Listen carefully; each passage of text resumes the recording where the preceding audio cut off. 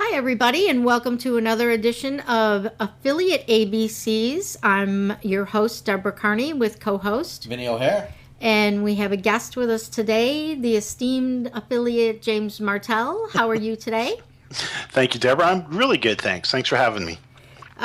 James, for those of you that don't know, he has a wonderful training called the Affiliate Boot Camp. And you might want to check that out after you've listened to the podcast.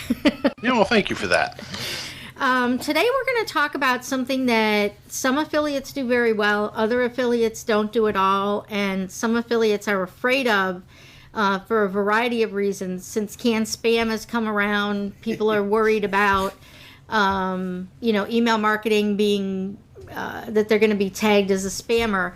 So we're going to talk about email marketing the right way, which a lot of people, I'm noticing they're calling it permission-based email marketing. Well, it's got 100,000 different names. Yeah, which should have been what it's been called all along, that, you give permission for people to contact you. And James, I know you do newsletters very well, and Vinny also. James, I'll let you start the conversation with how you utilize email newsletters. I essentially tried early on to develop a newsletter manually and then send it out, every week or every 2 weeks. I had a few of them underway. Yeah, we all did that back in the day. yeah, and it was labor intensive and cumbersome, and eventually I let it go just because it was too much work. But today, there's tools out there, services such as Aweber that make this so simple once it's set up that it's literally hands off for the most part because of the way that the services function.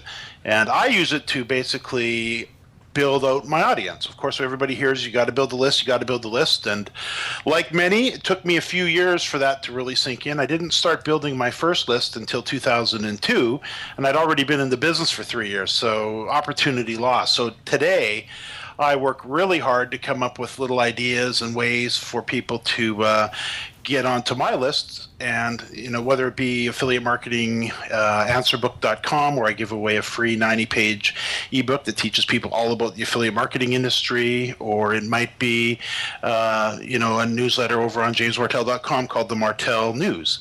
The news about building profitable websites from home. So I just use it to really build out the audience, to get an opportunity to get to know them, and vice versa, where they can get to know what we're about. And with the tools that are available, there's really no reason to be nervous of it anymore. No. Yeah, everything is pretty much double opt-in. The services take care of the, people subscribing and unsubscribing.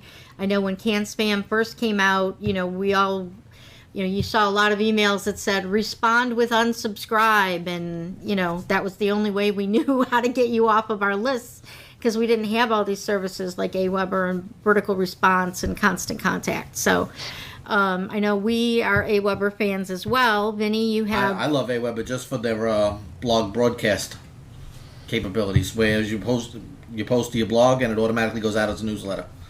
So as you're writing content, it goes out. You don't have to worry about writing a newsletter. It's already done for you. That's exactly why I love it, because we're already posting to the website, whether it be a podcast every week or an article or two a week that we put on the site. I've got it set up in such a way that every week that gets packaged up automatically, and out the door she goes as a newsletter out to the list, where I don't have to do anything other than make sure we're adding fresh content to the website. It's brilliant. So you use yours with a once a week with all the blogs for the week, and Vinny, you generally use yours... I have mine go automatically. Once every single post. Every single post I send. Because you don't send but as I don't much send content. it out as much. I go maybe twice a week at most. So, all right. And now, how, one of the things that people are going to want to know is how do you... James, you mentioned you give away an ebook for newsletter signups.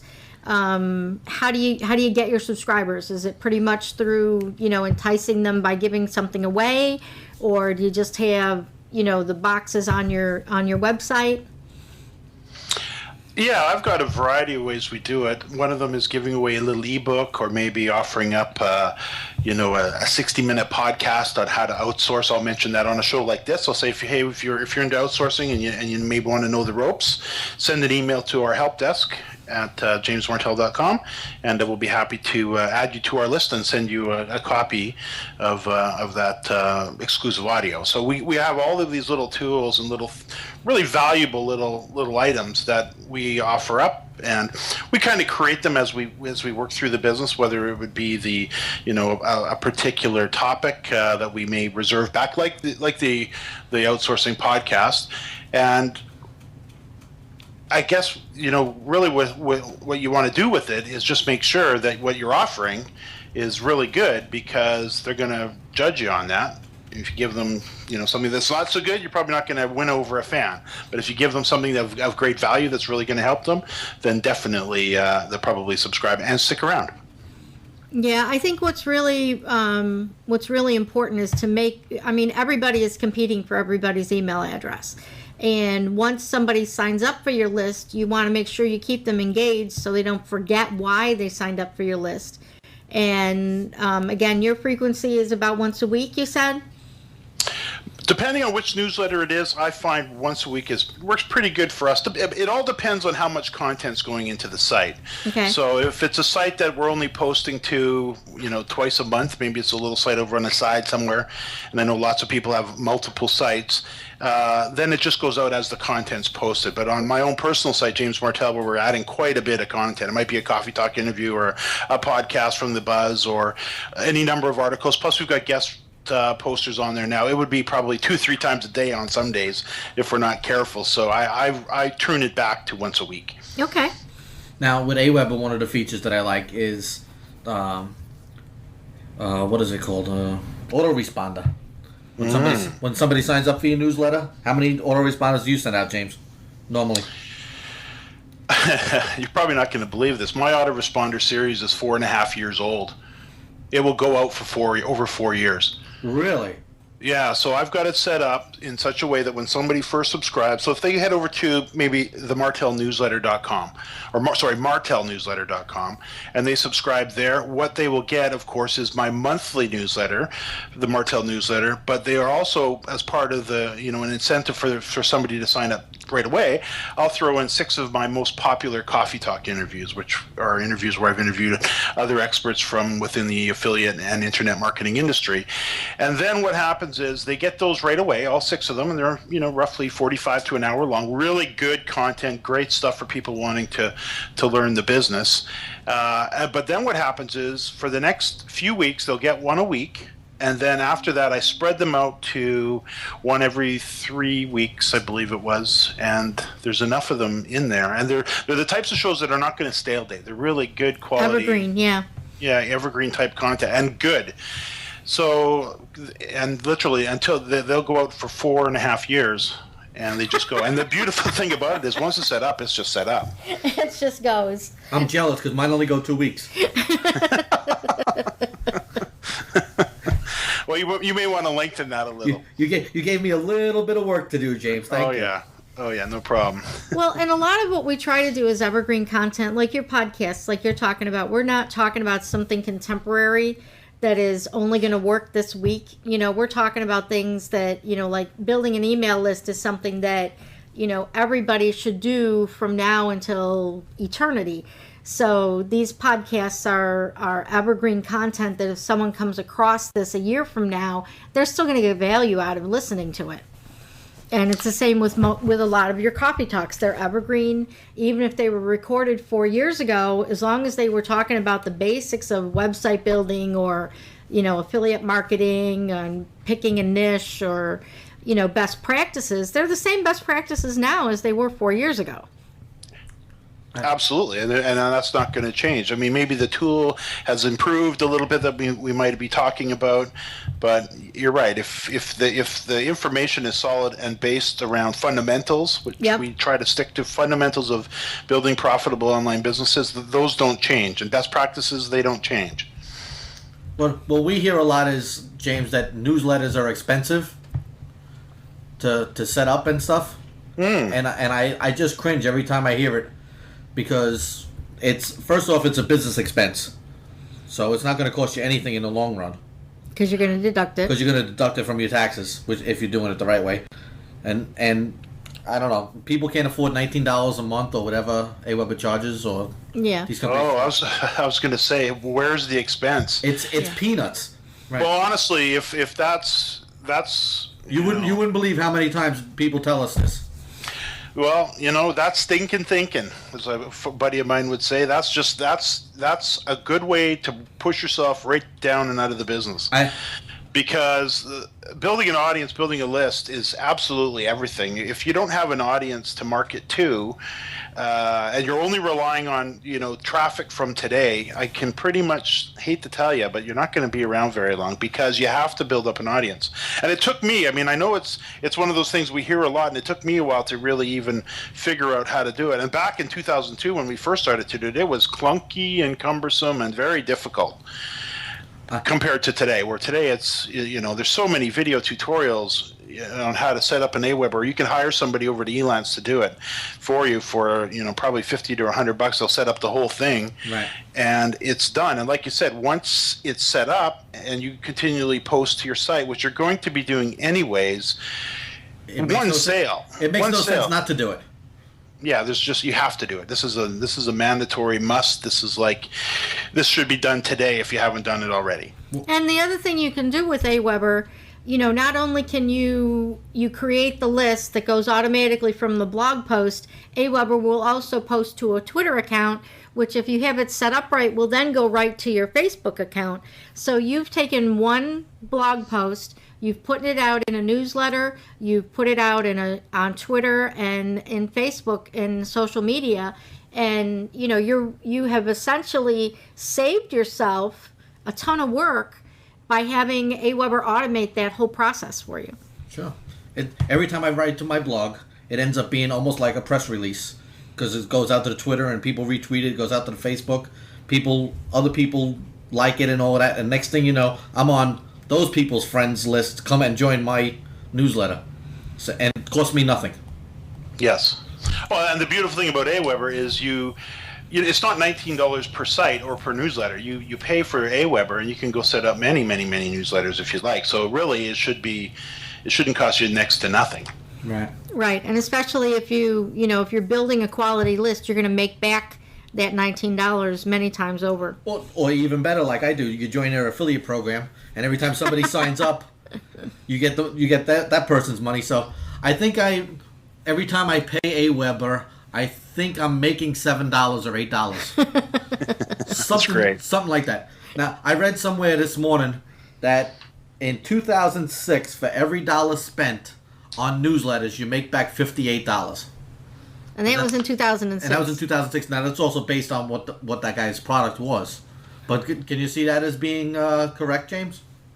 Oh, absolutely. If we were to average it out, I don't know where it would go, and he probably did. So, to me, anytime I send out an email or a newsletter, an email newsletter, that's when things happen. That's when people come to the site. That's when they listen to the podcast. That's when they purchase a product I might be recommending. This is the catalyst for the most part that makes this happen. Yes, we get some natural search traffic and fair bit of it, but my real goal is to get them on the list, because I had a chance to interview one of the senior VPs for what was his name? Jonathan Diller from iContact.com, who said that, let me just double cross-check that name for a second here.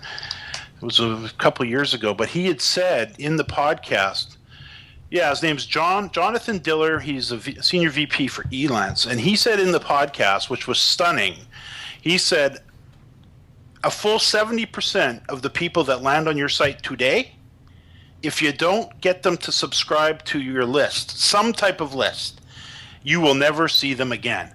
Ouch.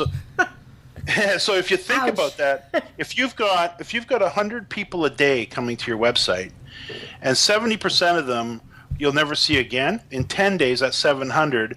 In 20 days, that's 1,400. In a month, you're now over 2,000 people. Talk about opportunity lost. Now, of course, you're not going to get all of them to subscribe to your list, but you can get a fair number of them If you you're get providing them with 10%. some.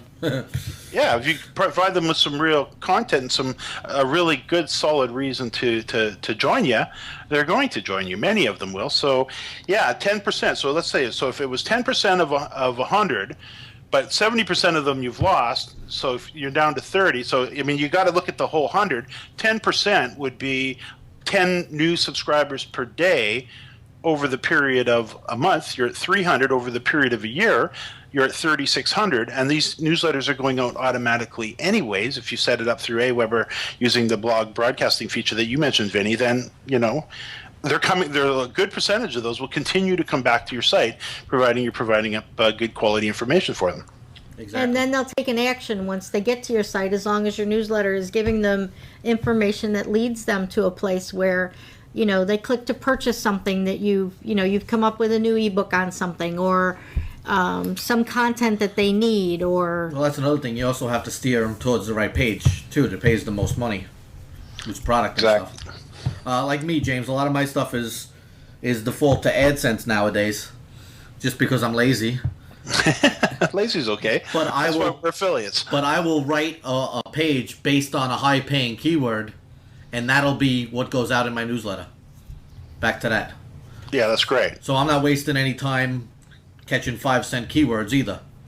Well, and that's what I was going to say. I mean, sometimes we give AdSense a bit of a hard time, and a lot of people look at it from the affiliate marketing industry as AdSense is, the poor second cousin to the rich uncle called affiliate programs, where in actuality, for many people like yourself and the people that really know how to run the AdSense program, it's not a poor second cousin. It is the rich old uncle. Exactly. I mean, it's an amazing, amazing way to earn a living. And you say lazy. I don't think it's lazy, Vinny. I think you're smart, because once you put the ad on the page, as you obviously know, the ads just are propagated throughout your content by Google automatically.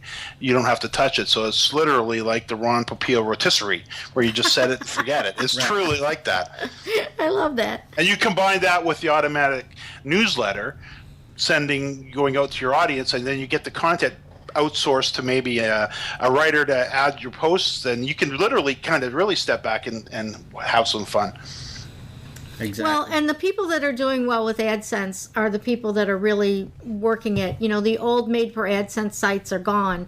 If you're someone who's doing real content, whether you write it yourself or you hire writers to do it for you, as long as you're putting up unique content that is valuable, then you're going to get the kind of AdSense clicks that you want, or you can direct them to, let's say, specific books at Amazon, or, a really specific product that's specific to the post. You have to know where to send the people Yeah. to make the most money out of your newsletter. But that's also a learning process too, because you can send people to Amazon all day long, but if it's the wrong product, you're going to get screwed too. Yeah. They're not going to buy. James, how do you feel about HTML newsletters? Versus text only on a page. Yeah. I do text only.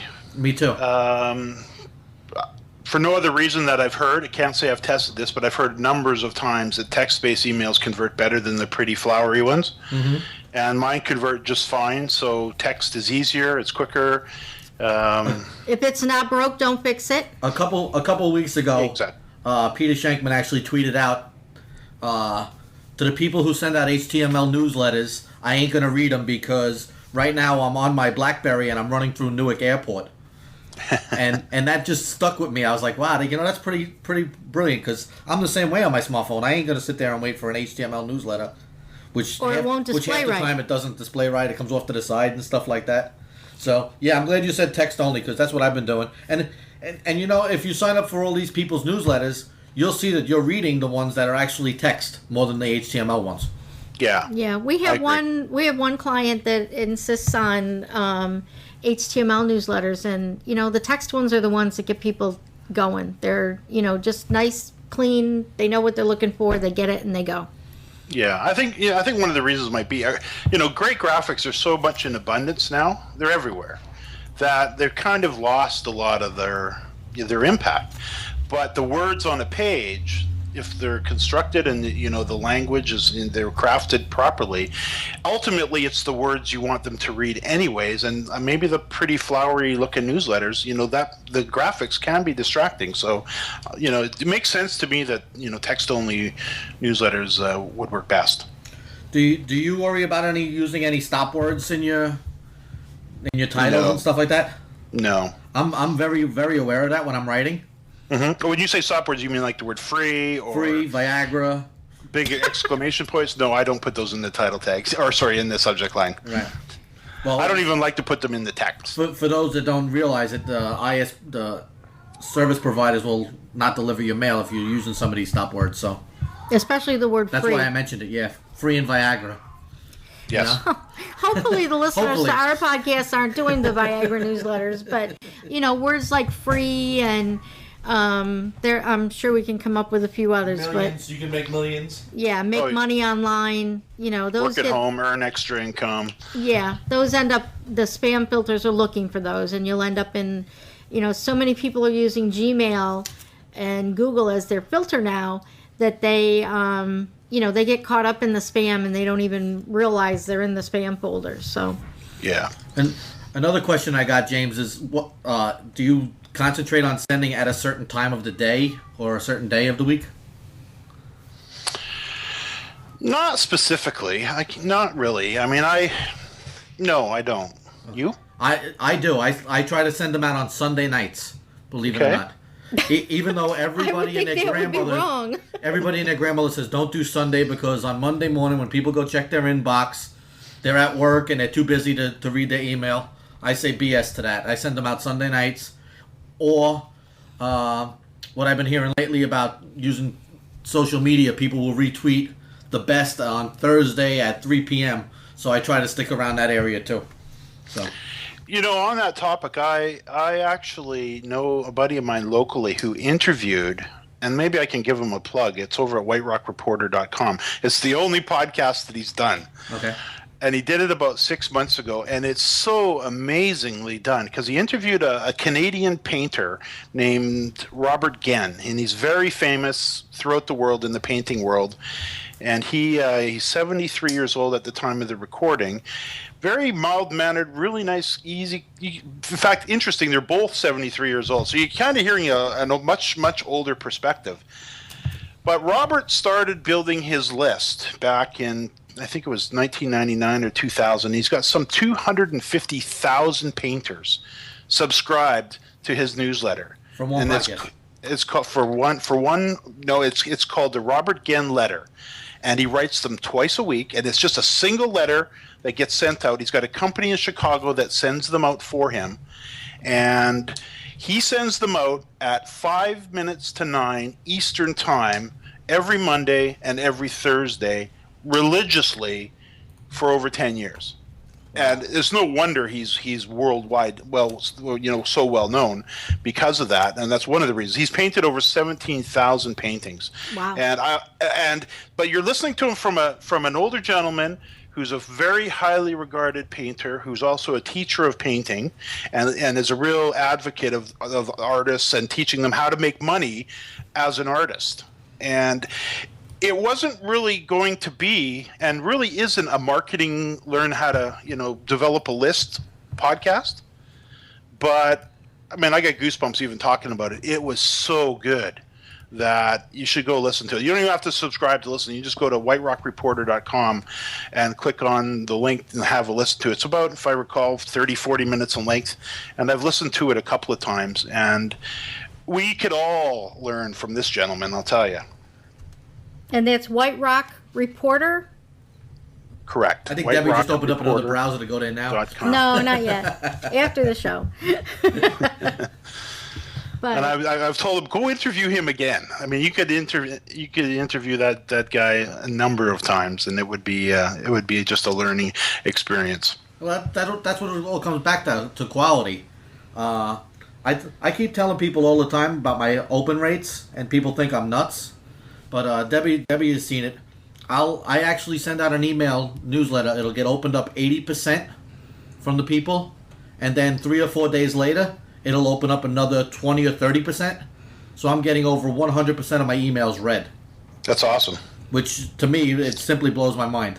Which means there's a lot of people going back again. Right, Right. They're going to read it a second time. a second time. So Yeah. All right. No, that means I'm doing something right. absolutely, and congrats on that. Now, managing and measuring your open rate is, of course, a very big deal because we want to make sure that we're not talking to ourselves. Right. on that same note, I was telling Debbie earlier that I had 2 people unsubscribe this year, the whole entire year from the list, and it was only because they're not in that area anymore. And they actually tell him why they're They tell me why. unsubscribing. You know, they're like, we don't need this anymore, otherwise we'd keep listening. So, you know, It all comes back to quality. Now, another thing, James, with building your list up and stuff, if the search engines change tomorrow and we're no longer listing your websites, or they stop search altogether, Yes. we would still have a business because we have the email newsletters. Exactly. I Exactly. can't harp on that enough. well, and No, I it's think it's that we- totally true. Sorry, Deb. Just on the, I'm on the White Rock Reporter site. It was a little tough to find, but if you go under categories and then click on interviews, you'll see there's a second. He actually posted one of my podcasts here as well. But go down to the bottom. It's called "Love Letters to Art: An Exclusive Interview with Canadian painter Robert Genn." Okay, I'll make sure I find that and put that in the show notes actually too. It's great. Okay, well, You're good. I'm good. You've given up all I think your. I've hit everything. Yeah, You hit all. I had a whole list of notes, something I normally don't do. So James, any more tips from you? Just go do it, even if you're doing it with I mean, there's something like MailChimp that's really inexpensive to get started I with. believe MailChimp is free for the first 1,000 subscribers. 1,000 subscribers. You know. But if I may talk to that, Yeah. I would recommend Aweber and going there and planting your flag because Vinny, Deborah, Yeah. it's hard to move a list from one service provider to another. That's true, especially double opt-in, which I Yeah, believe you is... got to double opt them all in again, and you'll lose a bunch of them, most of them actually. So, if I could do it all over again, I would have picked one email provider from the very beginning and stuck with them. And I happen to Good be in a point. place where I've got 3 providers underway now, and if I could change one thing in my email world, that would be it. Get me onto one provider. Well, and like you said, when you open an Aweber account, you can have as many different lists as you want. They only count your total number of subscribers altogether, not per list.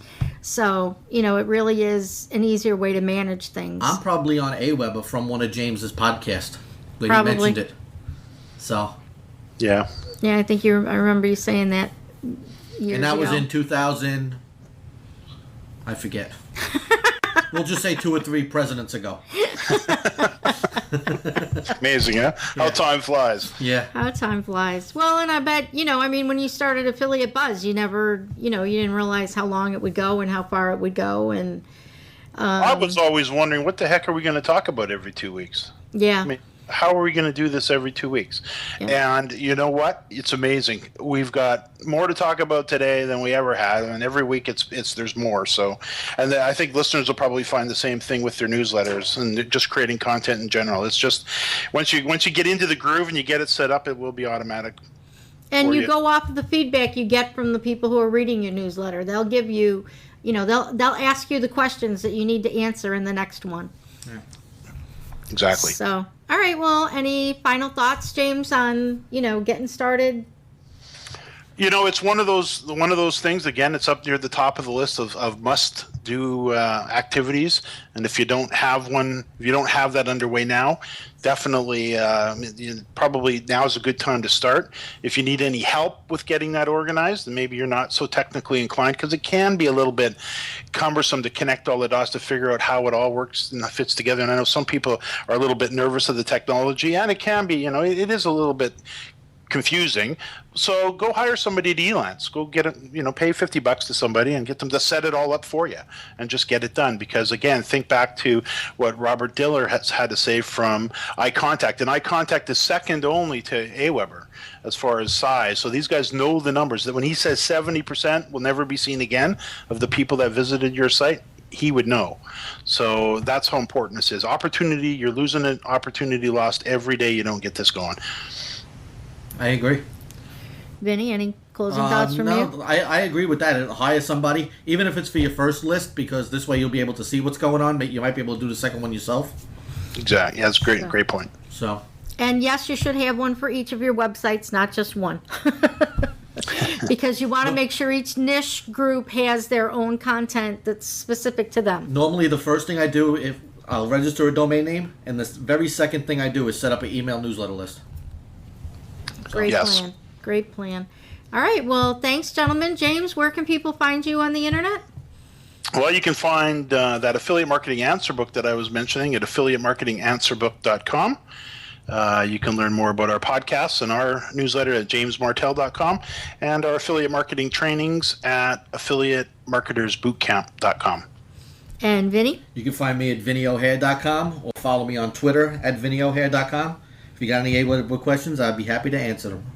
And for those of you that might be listening from iTunes or from some other podcatcher, you can come back to affiliateabcs.com, and this podcast will be listed there, and you can come and ask questions for James or for Vinny, and like they said, they'll both be happy to address those questions, and you can give us topics for future podcasts that you'd like to hear, and that's affiliateabcs, all one word, .com. And you can find us on Twitter at twitter.com/affiliateabcs. And as always, we like to thank geekcast.fm for hosting our podcasts. And you can go over there and find other podcasts about marketing and, internet marketing in general. So thanks, everybody. Hope you learned something, and have a great day.